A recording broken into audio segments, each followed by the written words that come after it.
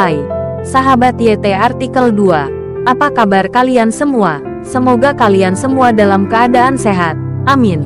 Sebelum melanjutkan ke ceritanya, jangan lupa tinggalkan like, komen, dan subscribe. Karena dengan like dan komentar kalian, yang semakin membuat admin semangat mengupload lanjutan ceritanya.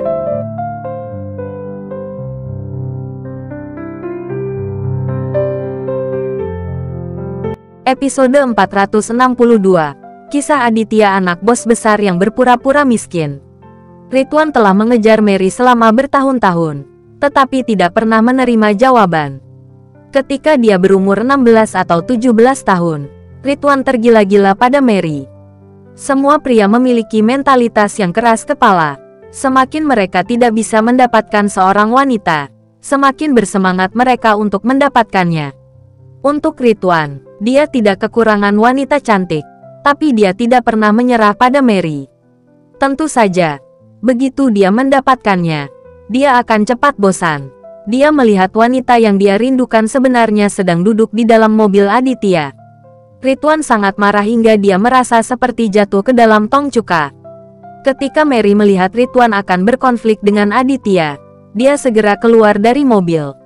"Ridwan, berhati-hatilah dengan apa yang kamu katakan," Mary berkata dengan dingin kepada Ridwan.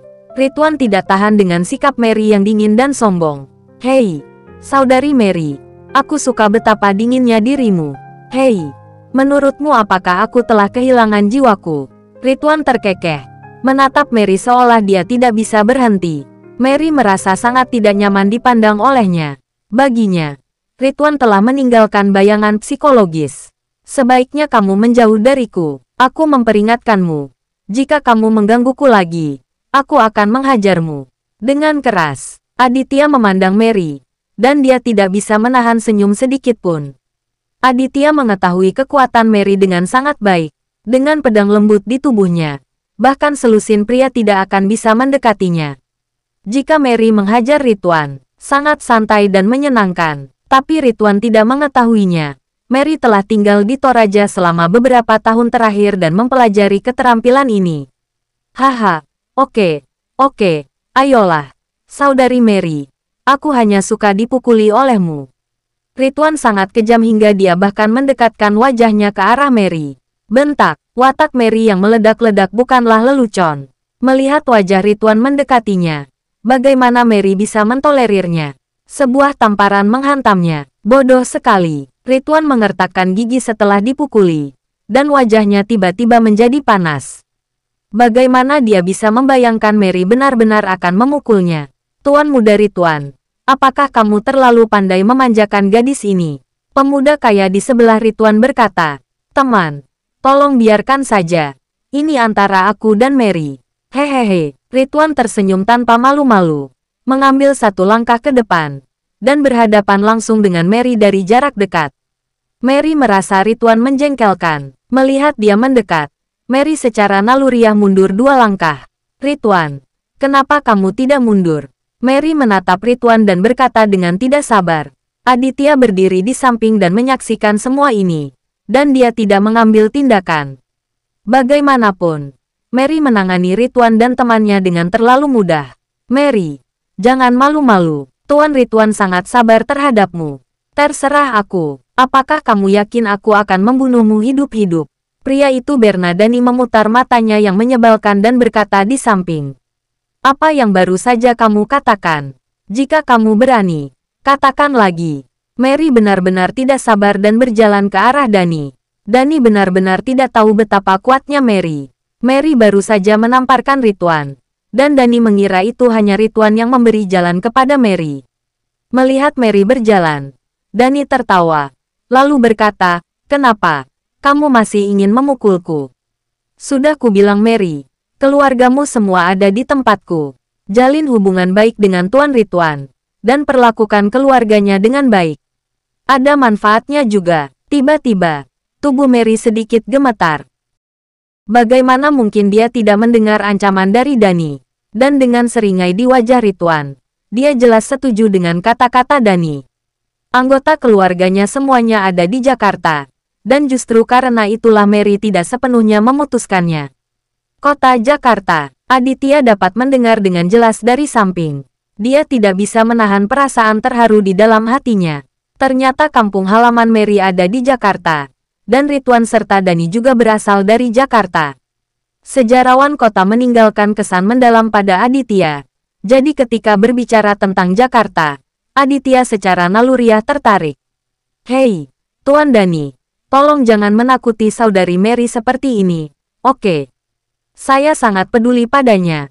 Bahkan, jika Anda memberi saya sedikit hormat, Anda tidak dapat melakukan apapun terhadap keluarganya. Aditya berkata kepada Dani dengan memikirkan sesuatu. Oke, Tuan. Lagi pula saya sudah tidak tahan lagi. Dengan aset keluarga Anda yang puluhan juta, bagaimana mungkin Anda tidak menemukan seorang wanita? Dia tidak puas memberikan wajahnya seperti ini. Sialan, seperti menghitung mawar, amarah Mary menurun. Dia juga tahu bahwa Ridwan dan Dani tidak sepenuhnya berusaha menakutinya. Keluarga saya di Jakarta, dan keluarga Ridwan dan Dani sama-sama kaya dan berkuasa di Jakarta. Yang sungguh buruk. Saudari Mary, aku sudah lama mencarimu.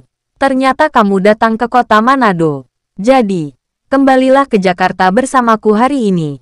Dan aku akan memperlakukanmu dengan baik. Kamu telah mengikutiku sebelumnya, kan? Mart memandang Ridwan dengan dingin. Dia juga merasa itu bukan suatu kebetulan. Bagaimana kamu bisa berkata begitu? Aku peduli padamu. Kalau tidak aku akan tahu bahwa kamu masuk ke dalam mobil bodoh ini. Ridwan mencibir dan melirik Aditya di sebelahnya. Oke, aku hampir mendengar apa yang kamu katakan. Kalian berdua bisa keluar. Aditya datang saat ini dan berkata kepada Ridwan dan Dani. Nadanya sangat tenang, seperti mengobrol biasa dengan Ridwan dan Dani. Ketika kedua orang ini mendengar Aditya berbicara seperti ini, mereka langsung menjadi marah. Apakah kamu mengusir kami? Kamu berani menyuruh kami keluar? Aku bisa membunuhmu. Dani menunjuk ke arah Aditya dan mengutuk. Ridwan sudah lama tidak senang dengan Aditya. Ketika dia melihat Aditya berani menyuruhnya keluar, dia memutuskan untuk tidak melakukannya. Dasar bodoh. Aku hampir melupakanmu. Aku akan menghancurkanmu hari ini. Ridwan mengutuk Aditya, dan kemudian membawa Dani ke Aditya. Aditya mencibir saat melihatnya. Dia terlalu malas untuk mengambil tindakan terhadap sampah seperti itu.